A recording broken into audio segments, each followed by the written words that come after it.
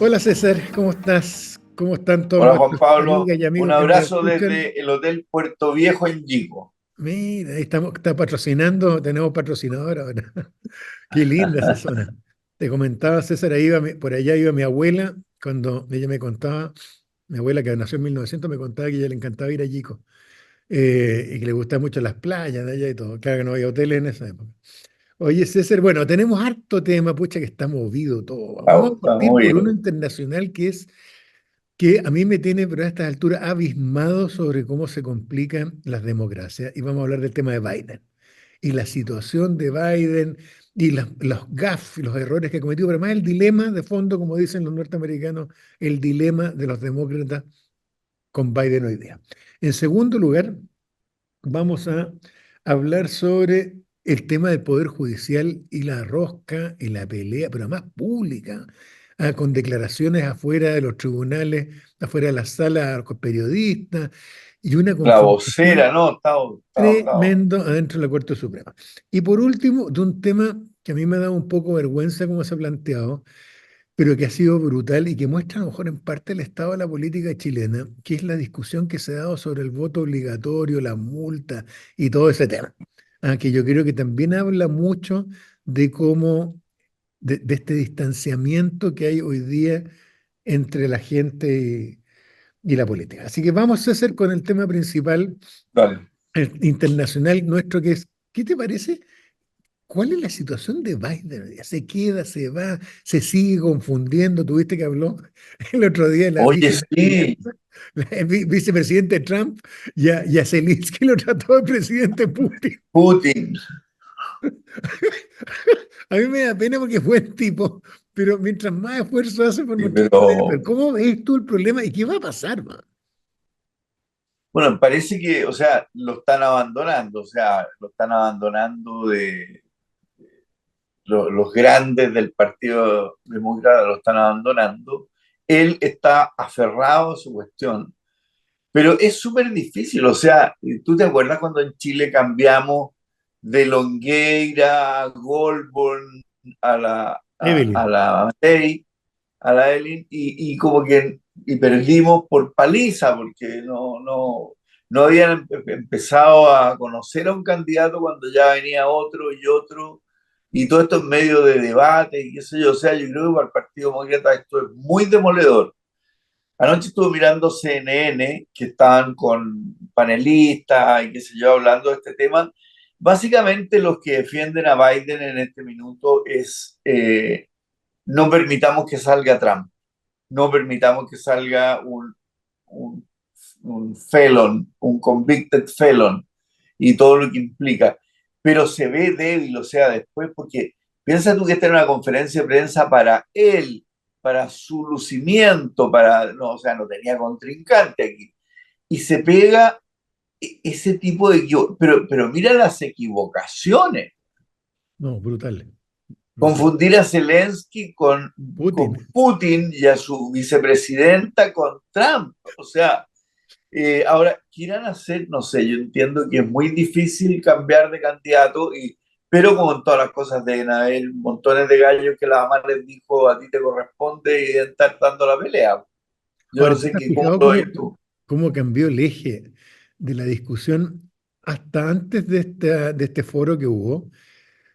El tema era Trump, el convicted felon que llega a presidente y todo el cuento y todas las locuras de Trump que estaba condenado en juicio civil por violación de una mujer en una tienda, las indemnizaciones, todo ese cuento. Y de repente, ¡pum!, ese tema desapareció y el eje se te fue a tenemos un presidente senil que no quiere soltar el poder. Y cambió, Y y que no es un tema menor, Juan Pablo, no es un tema menor. no, pero piensa Fíjate, el desorden. Cuando Reagan se puso senil al final de su segundo periodo, ¿Sí? andaba con un cosito aquí que le iban soplando todo. Todo. Claro, no piensan, Y César, el que poder, y cambia el poder, lo que vieron en el último periodo de Reagan, el poder pasa del presidente a sus asesores más cercanos, que son los que le van diciendo qué es lo que tiene que y hacer, que no son elegidos por nadie. Oye, que César, no lo que tienen pasa es que responsabilidad. piensa lo siguiente, ya sería tremendo esto si fuera solo una crisis interna del sistema político de Estados Unidos. pero tienes el tema que el impacto internacional de esto es enorme. O sea, Europa se está preparando para la situación que gane Trump, en que va a apoyar a Putin y le va a quitar el piso a Zelensky y que y todo el cambio geopolítico y que no va a apoyar a la OTAN y que le va a quitar el piso a la OTAN. Entonces, es una cuestión brutal porque no es solo una crisis dentro interna, sino que esta es una crisis que claramente está poniendo en juego el orden internacional. ¿No te parece? No, es grave porque además Europa está tomando conciencia de que ellos tienen un problema europeo y que tienen que enfrentarse a Rusia como en un problema europeo. Y entonces va a dejar de ser, es como que eh, eh, Trump está dedicado a la guerra con China y ellos van a tener que enfrentar solo un tema europeo con Rusia, lo cual el pasado es óminos. Es tremendo. Yo me imagino, César, nosotros lo tomamos casi como un ejercicio intelectual de acá, porque estamos en la latitud 33, tú debes estar en la 34 sur, ¿no es cierto? Estamos mirando como Nueva Zelanda o Australia, mirando esta cuestión de la distancia. Pero yo me imagino, imagínate la gente en Polonia, César. La No, gente que y en vive los en los países estados bálticos. bálticos, en Finlandia, en Suecia, y en la propia Alemania. Imagínate, esta cuestión debe estar generando cierto terror, porque además este cierto orden y estabilidad que se produjo después de la Segunda Guerra Mundial con la Guerra Fría, por lo menos logró, con las armas nucleares, logró un equilibrio, ¿no es cierto? Una suerte de entente nuclear que permitió un orden, pero hoy día, no, hoy día la sensación es que todo está fuera de control y una Europa sin líderes, pues César. Eh, Antes tenías a De Gaulle, tenías a Churchill todavía, ¿no es cierto? Acuérdate que volvió, después que se fue, volvió. No, y en Alemania también, Y po. estaba En Adenauer, Alemania tiene claro. hasta ahora a la Merkel, pero hoy día ya no No está. tienes, pero además mira en Inglaterra, pues el señor, el laborista que ganó, que me parece un señor bien simpático y todo, pero no tiene carisma, no tiene un programa serio, no es un líder relevante, y entonces tienes una Europa sin líderes, y Estados Unidos, que ha sido la potencia hegemónica, tiene lo más probable que tiene dos líderes viejos y medio seniles, uno medio fresco, o sea, frescolín, y el otro muy viejo, y va a ganar el que le quita el piso a Europa. Y Europa está, la pillan desarmada y sin ejército, porque tiene muy poco personal, es un gasto fiscal grave en países que ya están súper endeudados y que las fábricas de armas dicen, oye, esto es una cosa temporal o yo voy a tener que invertir y esas inversiones se demoran. O sea, hacer un Oye, pero tanque no además es la como cosa hacer un Fiat 600. se puede complicar muy heavy, porque ayer vi un reportaje de Deutsche Welle que contaban una historia, pero feroz, que además reventó, entiendo que ayer o anteayer, descubrieron un plan de los rusos por matar a un alemán que es el presidente de Rheinmetall. Rheinmetall Mira, es la fábrica de una de las fábricas de armamento alemanas más grandes. las ametralladoras que se usan hasta el día de hoy son en Chile Claro, son no, pues, y radicales. fabrica cañones, fabrica proyectiles, y instalaron hace poco una fábrica de armamento dentro de Ucrania. Con lo cual, de acuerdo a las leyes de la guerra, esa empresa pasó a ser legítimo target para los rusos, Así porque es. instaló una fábrica de armamento financiada por esta empresa alemana en Ucrania que produce la artillería, los elementos de artillería para que le disparen a los rusos. Y los tipos lo pillaron y parece que lo pararon a último segundo. Iban a matar en Alemania a los rusos al presidente de Rheinmetall. Todo esto hubo una conferencia de prensa ayer del presidente alemán contando esta historia, en fin. Entonces, creo que esta cuestión hay una sensación voy a usar el lugar común, de caos, César, que no había hace 10 años atrás. No, yo creo que y de desesperación, o sea, que a los líderes europeos les piden de repente, oye, ustedes tienen que defenderse contra Rusia y pueden entrar eventualmente en una guerra con Rusia que está al lado de ustedes, o sea, es un vecino. Son vecinitos y piensa que las distancias adentro de Rusia son largas si tú invades Rusia, pero si Rusia invade Europa, las distancias son cortísimas. No, Ah, Se llegaste en fregaba. 2 minutos a Polonia. Oye, César, cambiemos de tema. Ha pasado un tema dentro de los temas locales, una cuestión que ha sido bien grotesca, sobre todo, y es bien interesante ver cómo lo está cubriendo la prensa, porque esto ha tenido amplia cobertura en la prensa.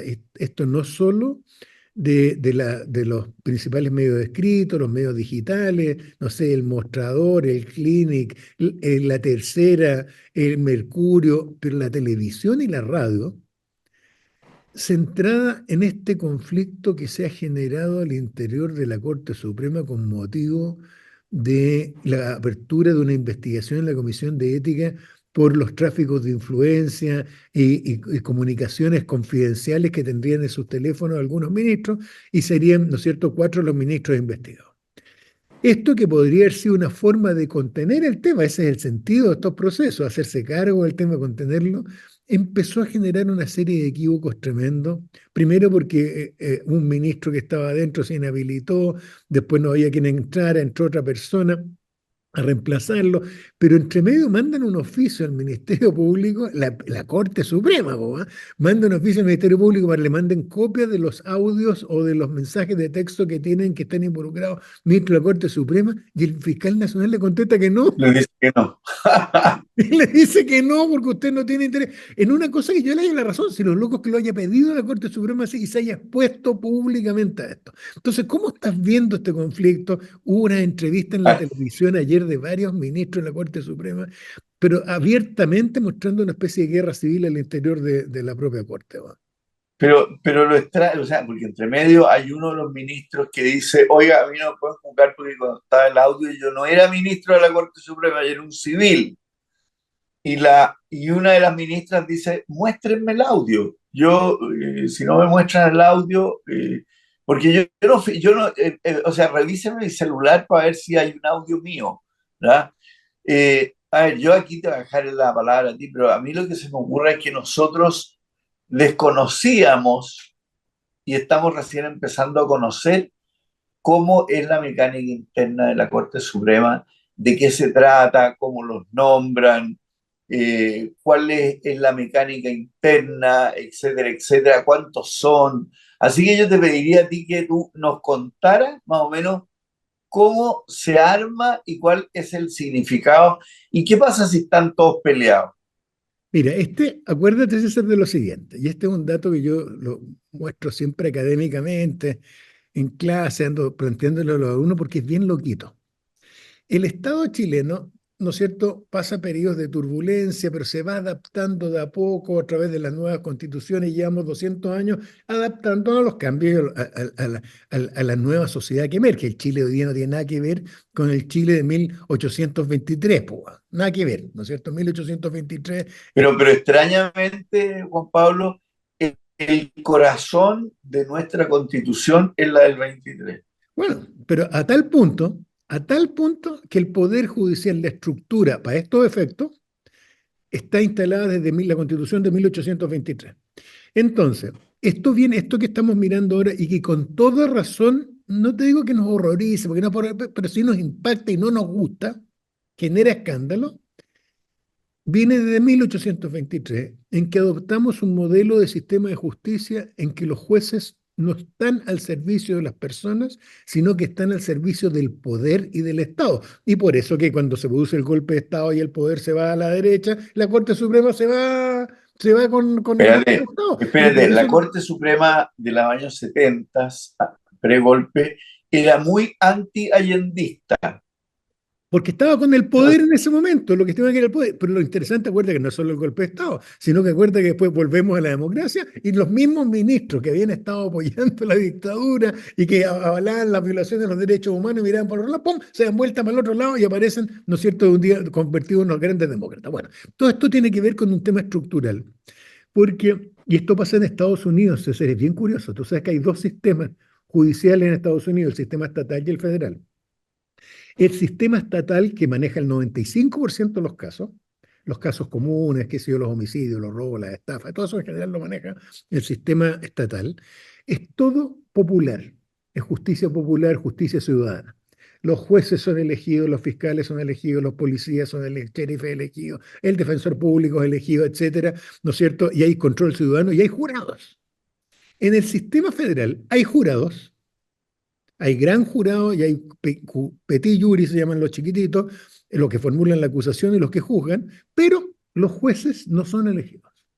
Y tienes el mismo problema que ha pasado acá. Cuando tú tienes, y tienes la cagada en la Corte Suprema en este momento en Estados Unidos, no sé si hay cachado, pero está el desparramo en También. la Corte Suprema de Estados Unidos también. ¿Por qué?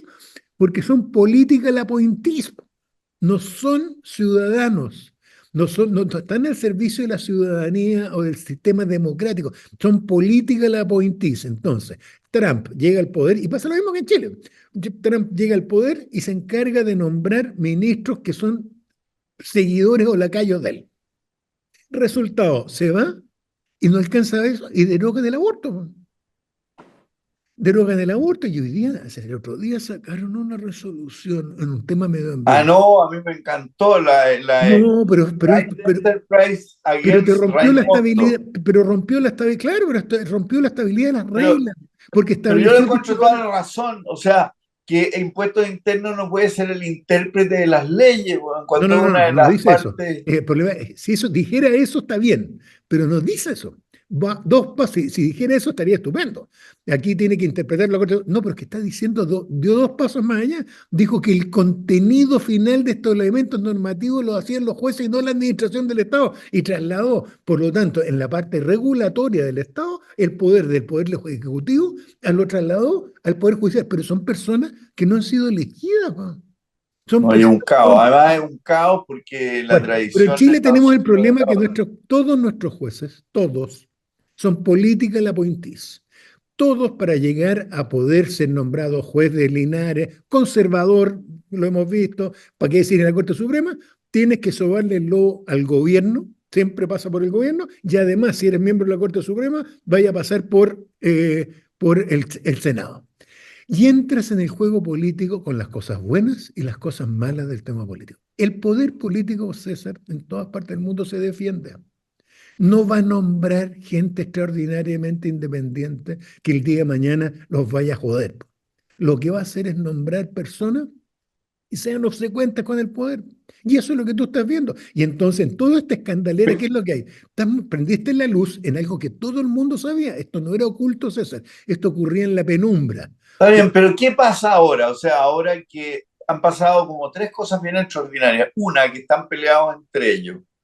Dos, que se les metió la fiscalía adentro. Tres, que desconocíamos el funcionamiento de la Corte Suprema. Yo creo que el sistema, Están en la tele. Esto sí, era, ¿te acuerdas tú que Lago que decía, los fallos no se discuten? Ya, se pueden comentar, pero no se discuten. Hoy día, en el ambiente que hay, los fallos se discuten y dan ganas de no decir, pero a ver, con este tipo de gente, este es el tipo de gente que tenemos encima. Entonces, ¿cómo ves tú? ¿Por qué no nos contáis cómo funciona y cuál es el impacto que puede tener el que de repente es como cuando dicen, oye, ¿sabéis que los diputados son pésimos y sabéis que aquí hay una pila de locos y qué sé yo, y que le hemos perdido el respeto absoluto a los políticos, pero en realidad no es tanto a los políticos, sino que en realidad al cuerpo legislativo, que no es menor. esto es lo que se llama, es de manual, crisis de legitimidad. Pero es muy importante, César, porque esto es una crisis de legitimidad que llega sobre un deterioro de la imagen, y vamos a usar una palabra más bien de la psicología, en que el apego de la gente con el sistema de justicia venía deteriorado de hace muchos años. ¿Se acuerda de las encuestas CEP en los últimos 20 años, cómo viene la imagen del Poder Judicial?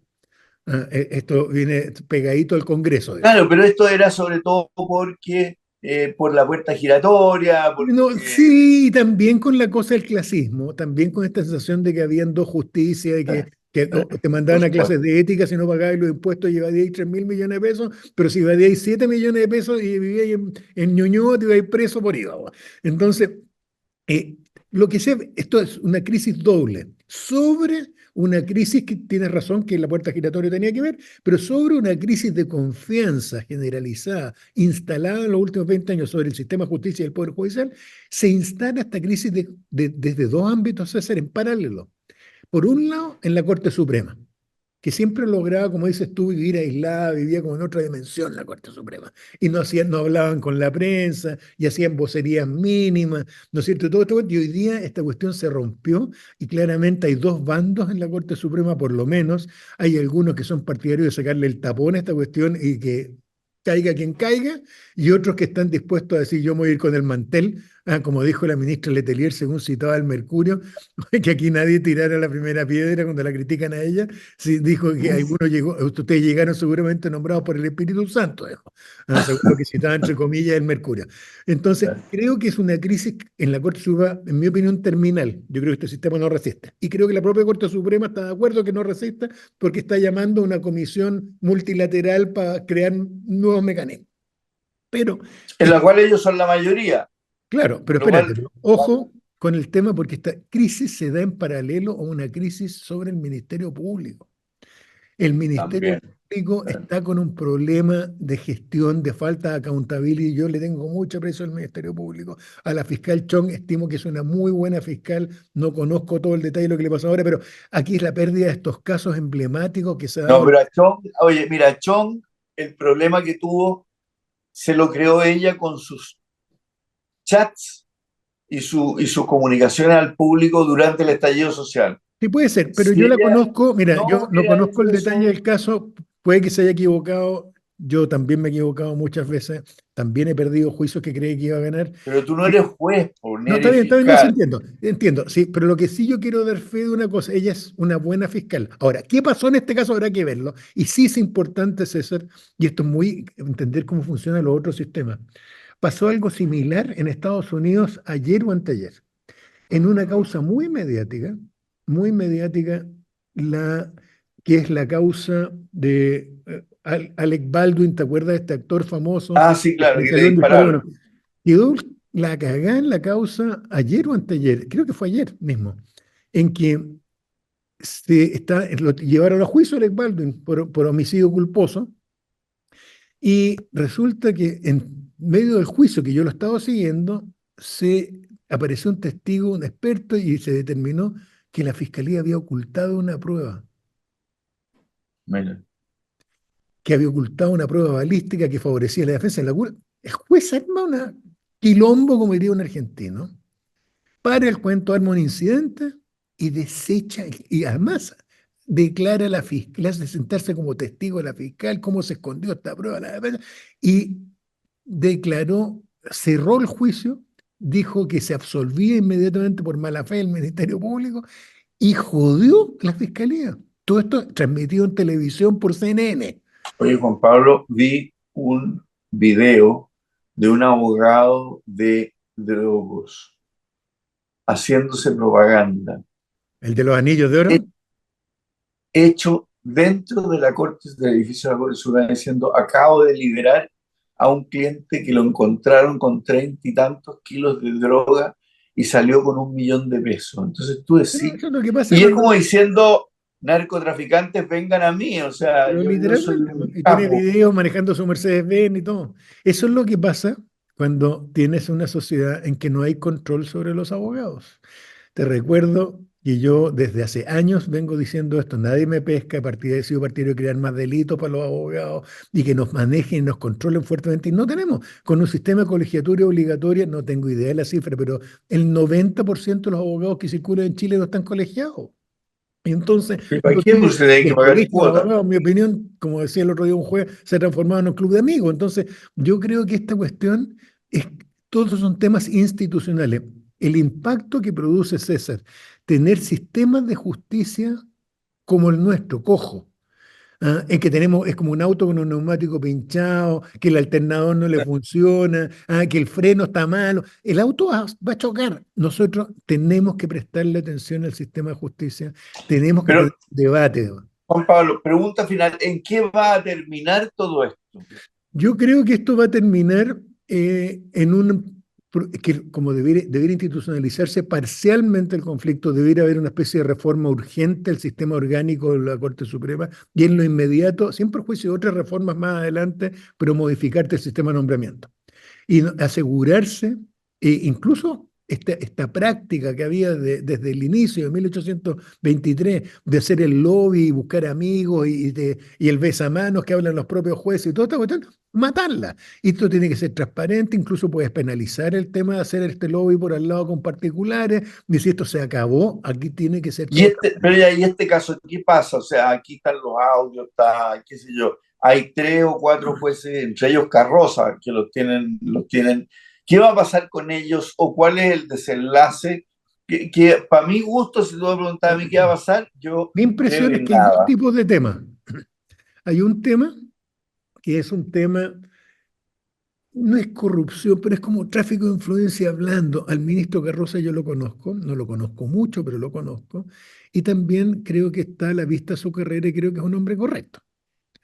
Pero creo que cometí el error menor, por así decirlo. Esto es como la diferencia entre el manejo bajo la influencia del alcohol y el manejo en estado de ebriedad. Yo creo que el que él llamara al ministro de la Corte de Apelaciones de Copiapó para nombrar un notario que era amigo de él, Total, eso que está no es mal. menor.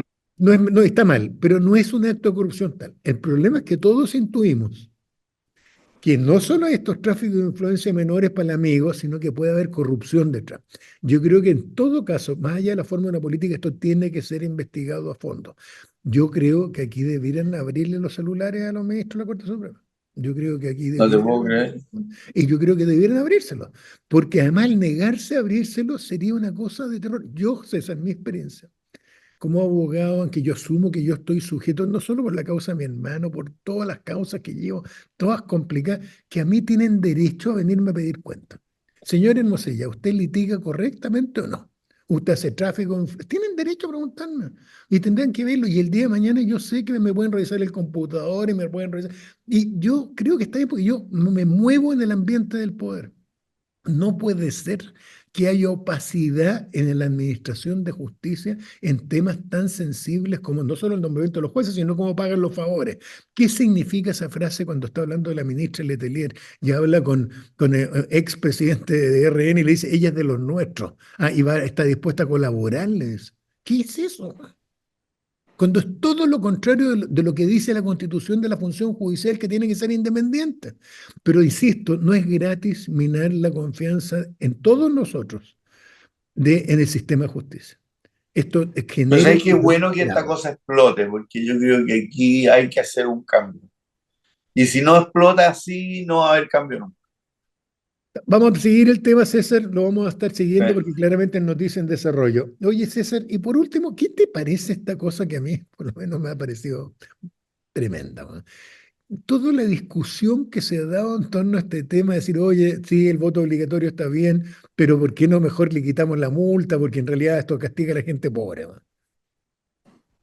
lo encuentro unos caras raja todo, ¿ya? Hoy día salía Manucheri del Partido Socialista diciendo que esto podría crear un acarreo, o sea, como una especie de una avalancha de inmigrantes traídos políticamente para votar. No, yo creo que aquí se instaló una cosa que de verdad la teníamos y estaba dentro de la legislación tradicional chilena, que el voto era obligatorio, cosa que yo encuentro que está correcta. Yo también creo Yo que creo que la gente no puede salir a alegar después cuando no vota. El ciudadano tiene que ir, ¿ya? Y para que vaya tiene que tener una penalidad por no ir, ¿ya? Entonces, suena, una vez que se instaló esto y que todos alabaron el voto popular, porque esa es la verdad, el voto obligatorio, a pesar de sus resultados, ahora empiezan a sacar la calculadora y en una forma que yo la encuentro realmente, pero grotesca, entonces dicen, le vamos a quitar las garras al tigre para que dé lo mismo ir a votar o no, porque saben que entonces ahora nos convertimos en liberales y nos convertimos en una pila de cosas. Y el, Yo tengo algunas dudas del voto, o sea, yo creo que los ciudadanos extranjeros deben votar. Este era un tema que venía de la concertación y de la izquierda eterno, en que la derecha se defendía como loco porque decía todos los exiliados son de izquierda. Bueno, ahora resulta que los exiliados son re pocos, no votan, etcétera, etcétera, pero ahora tenemos una multitud de gente que viene arrancando de países que no les gustaron, de sus propios países, entonces dicen, no, ellos no, ¿ya? No, no deberían tener derecho a voto porque no están, no son ciudadanos. Entonces, feo, feo, lo No me da encuentro vergüenza. ¿Sabes por qué? disonante. Porque además es creer que el resto somos idiotas. Yo, César, cuando perdimos, Es que yo creo que creen que somos idiotas. O sea, yo parece. siempre me acuerdo de Lelutier cuando quieren cambiar el himno nacional y nombran de enemigo a Noruega. Y entonces le dice, pero si no tenemos límites, le dice. Y uno de ellos dice, ¿qué sabe la gente? Dice, ¿ya? Entonces yo creo que aquí es lo mismo. Yo de verdad creo que los diputados no creen que la gente es idiota. De A mí me verdad. preocupó mucho, César, porque yo creo que dentro de todos los bandazos que hemos dado en los últimos años, los errores que hemos cometido en la izquierda, los errores de la derecha, todas las cagadas que nos hemos mandado, una de las cosas buenas y sanas que pasó fue la cosa del voto obligatorio. Era una cosa republicana, era una cosa que permitía alinear a la gente con el poder real. Y como decís tú, oye, pero si pagamos los impuestos ya obligatorios, hay que votar es obligatorio también. Ahora, que eso favorece más a la derecha que a la izquierda, bueno, pues, en la realidad conquistas electorado, pero tú no puedes jugar haciendo trampa. Tú no puedes decir, ¿sabes qué? La solución, esto es como la cama de Onoto, ¿cachai? Mi problema con la gente que vota por el voto obligatorio es que es Mira, de izquierda, este gallo entonces que voy a dice quemar que la cama, entonces voy a hacer que no vote. el, el voto, la ley, la que obliga a votar es una ley antipobres, porque obliga a votar a los pobres. Pero a ver, muchacho, ¿no dices tú que tú representas a los pobres? No, no, si lo ¿De hallo qué una estás vergüenza hablando? todo, porque además aparece como una maniobra, como como aparece como un engaño Feo, muy ¿no? burdo, muy ¿Sabes qué? burdo. Lo prepararon silenciosamente, me contaba alguien que sabe, que está metido en el cuento. Se preparó previamente con pareos hechos en forma casi de adrede, o sea, para dejar los votos, para que no alcanzara el quórum, ¿no? Fue muy, Yo lo muy, hallo muy terrible. dudoso. Yo lo hallé terrible porque a mí, incluso a pesar de que me significó la derrota en mis propuestas, yo quedé feliz con la irrupción de todos estos 5 millones de chilenos, creo que fueron, ¿te acuerdas? Fueron como 5 millones de chilenos que aparecieron y decir, por fin tenemos que alinearlo. Y este es el país real. Y este es el país real y no la élite con que estábamos gobernando que sabía que se manejaba con otras variables. Y este es el país con el cual tenemos que movernos. Entonces, yo lo hallé patético, ¿eh? Lo hallé de verdad medio miserable. Oye, César, ya, vamos a seguir con estos Vamos, temas más adelante, pero vámonos con la parte más liviana, película, libro y comida, ¿no? déjame, voy a rescatar aquí, porque tengo la... mi memoria antigua está súper buena, mi memoria inmediata está al debe, ¿ya? Comida también. En plato, el risotto cuatro quesos, Ah, mira. hecho con la Thermomix china. Y a pesar de todo quedó, pero muy bueno. ¿Ya? Está bueno. ¿Ya? En película, Sin Límites. Mírenlo en Netflix, no en, ya, en Prime. En Prime está y es entre imaginación y misterio y crimen, etcétera, etcétera. Pero se van a quedar sorprendidos, ¿ya? Sorprendidos. Muy Ya. notable, muy, muy buena, muy buena. ¿Ya? Y el libro, uno que te encantaría a ti, que se llama The Taking of Getty Oil, ¿ya? Ahí tienes tú un litigio espectacular en que Getty Oil, se muere el viejo Getty, entra en juego la compañía, ¿ya? Y se mete Pensoil a hacer un acuerdo amistoso para tomar la fusión con Getty Oil.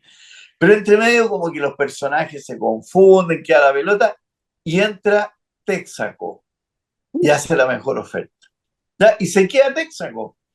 Pero después los otros le hacen un juicio diciendo handshake is a handshake, ¿ya? y así como lo entendemos los tejanos, y aquí han llegado gallos de Nueva York, abogados corporativos de Nueva York, que tienen otras características, entre ellos son judíos, ¿ya? Eh, y al final, bueno, pierde el juicio Texaco y la empresa que se la habían comprado en 8 billones de dólares le pasan una multa por 15.000. Y entra en quiebra Texaco, weón, ¿ya? Extraordinario. Pero las discusiones al interior, oye, son increíbles. O sea, cómo tratan los jueces y los abogados de llevar a Texas el caso, ¿ya? Así Y no es. dejarlo en Delaware. No, El pero tema es muy muy bueno, muy bueno. bonito, César, porque además es para otro tema que me gustaría escuchar tu opinión. Y este cuento que las reglas, los negocios operan para la señora Juanita, para nosotros, para los empresarios medianos, pero el big business funciona con otras reglas. Rheinmetall, Ferrostal en Alemania, Siemens, en Chile, Sokimich, las grandes empresas fíjate, funcionan con otras reglas y que parecen estados de repente, funcionan Y además claro, con bueno, el ética. tema, claro, el tema es que un jurado de civiles del estado de Texas no puede entender que cuando una persona normal cierra un trato de un arriendo y se da la mano, ¿ya? Es distinto que cuando tú compras una empresa de 8 millones de dólares en que tienes que ponerte, que es bastante elaborado, o sea, Sí, pues. que no se Bueno, rige esa es la maravilla de los necesariamente. jurados, pues, es la maravilla, el que es un cable a tierra que impide que te transformes en loquito. Ya, pero buenas recomendaciones, César. Tú, Yo, mira, en película, una serie que está en Amazon Prime, que la recomiendo mucho, que me la mostraron mis hijos, que se llama The Boys, con B larga, los niños, los jóvenes, los muchachos.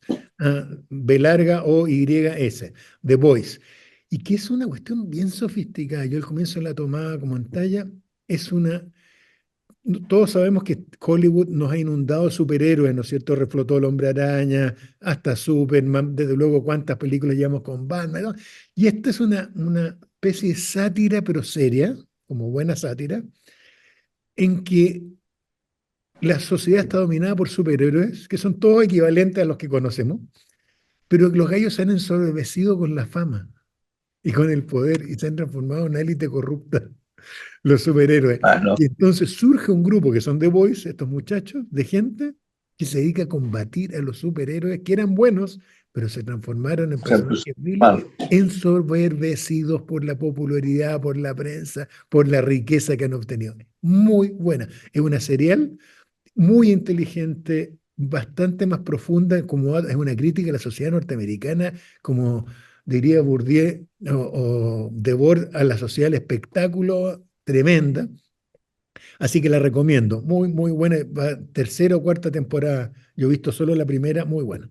Segundo, el tema de, en cuanto al Libro. libro, pucha, una joyita que la había comprado por mirón, no, la vi un día y la compré, que es el compendio de la historia geográfica y natural de Chile, el reino de Chile, del abate don Juan Ignacio Molina.